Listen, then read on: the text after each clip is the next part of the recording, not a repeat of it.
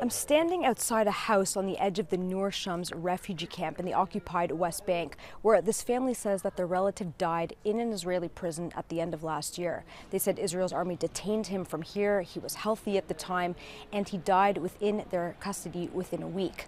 Now, he is just one of nearly 100 Palestinians who have died in Israeli detention centers since Israel's war with Hamas began more than 2 years ago. He was in a very good health. When we received the news of his death, we were shocked because he was actually in a good health.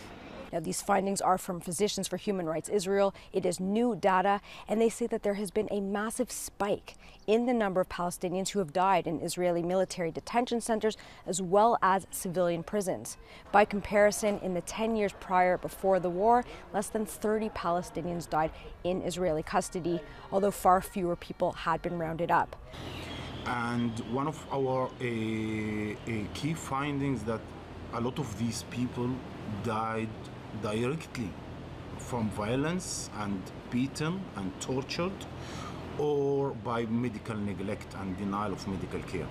Now, the AP has spoken to some people who have worked in these prisons, including a prison guard who said that he himself beat prisoners. The guard spoke to the AP on condition of anonymity for fear of reprisal. He said the prison that he worked at was dubbed graveyard. Guards were told to reduce the number of deaths. He said that one day he showed up to work and there was a Palestinian dead in the yard, and he said people rarely flinched. It was business as usual.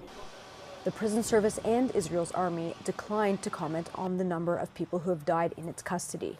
The army, however, said it is aware of cases of detainee deaths in its custody. It said any abuse of detainees is strictly prohibited, and complaints of inappropriate conduct as well as inadequate conditions are assessed, where appropriate disciplinary measures are taken, including opening criminal